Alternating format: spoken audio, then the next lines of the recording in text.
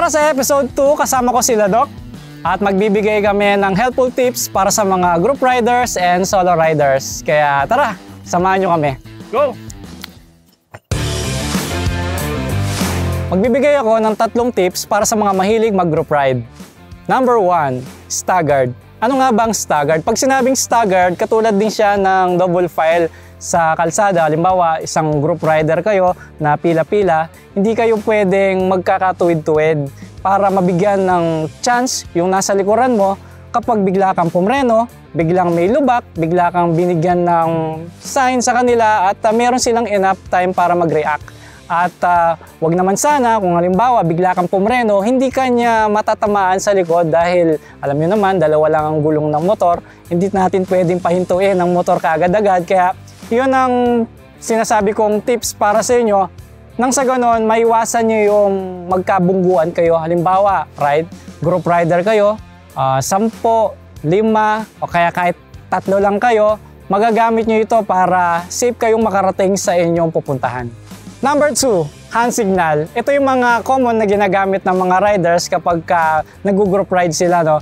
So kapag magle-left ka, ibababa mo lang ng ganyan ang iyong kamay. Kapag naman magra-right, itataas mo ang iyong kamay sa ibabaw ng iyong ulo. Pangalawa, stop. Para mabigyan mo ng signal yung mga kasamaan mo sa likod, itaas mo lang yung kaliwang kamay, tapos i-close mo lang yung fist mo para halimbawa meron kayong emergency, gusto nyo huminto, yan po yung ginagamit na signal. Pangatlo, kapag gusto mong magpakarga, ituro mo lang ang iyong gas tank. Halimbawa, kung underbone man yan, ituro mo sa harapan mo. Kung scooter man yan, ituro mo yan dito sa likuran mo para ma-inform yung ibang kasamaan mo na nagpagas ka kasi minsan nagkakahiwa-hiwalay tayo, hindi natin alam, nagpagas yung mga iba nating kasama. At ang pang-apat, kung halimbawa meron kang nakitang lubak sa kalsada at ikaw ay nasa harapan, ituro mo lang gamit ang iyong paa. Halimbawa, kung may lubak din sa bandang kaliwa, ibaba mo lang ganyan ang paa mo para ma-inform yung nasa likod mo na dapat nilang iwasan yung lubak at kadalasan nagkukos yun ng aksidente dahil hindi nila inaasahan malalim pala yung hukay, may humps pala o kaya naman may signage sa kalsada. Ito naman yung mga tips ko para sa mga mahilig mag-solo riding. Number 1, proper change lane. Siyempre kapag mag-change lane ka, kailangan mag-signal light ka muna para ma-inform yung mga nasa likuran mo at yung mga nasa harapan mo. At bago ka lumipat ng lane, tingnan mo muna kung clear or kung may nakasalubong ka para naman hindi ka magulat kasi baka may sasakyan sa harapan mo, bigla ka lumabas sa linya mo, meron palang nakapark, so pwede mo siyang mabangga. Number 2, proper overtaking. Meron tayong mga sinusunod na markings sa kalsada kapag solid yellow lane yan, siyempre bawal tayong overtake dyan.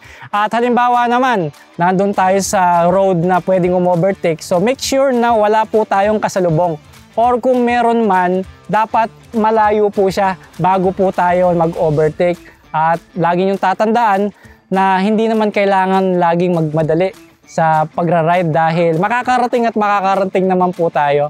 So kaya naman tayo sumusunod sa mga batas trapiko para lahat po tayo na gumagamit ng kalsada safe makauwi sa ating mga tahanan. At ang panghuli, kailangan safe yung distance mo. Halimbawa kung ikaw ay nagra-ride tapos may mga sasakyan sa harapan mo, kailangan dumidistansya ka sa kanila, siguro mga 5 meters more than at kung mas mabilis ka, kailangan mas malayo ka sa nasa harapan mo para mabigyan ka ng time. Kung sakali man na mag-brake yung nasa harapan mo, biglang lumiko, meron kang time para mag-brake din at hindi mo abutan yung mga nasa harapan mo. At dyan na po nagtatapos ang aming episode ngayon at sana marami po kayong natutunan. Abangan po ninyo ang mga susunod pang episode namin. Kasama ulit natin sina Doc J at si Doc Eugene. Di ba, Doc? Tama. Alright, maraming salamat po. See you next time. Peace. Nakita mo kanina, Doc, nung nag-wheelie yung... Ang mapapanood ninyo ay para sa mga professional lamang. Kung ikaw ay beginner, wag na wag mong gagayahin ito. Masyadong mabilis yan, Doy!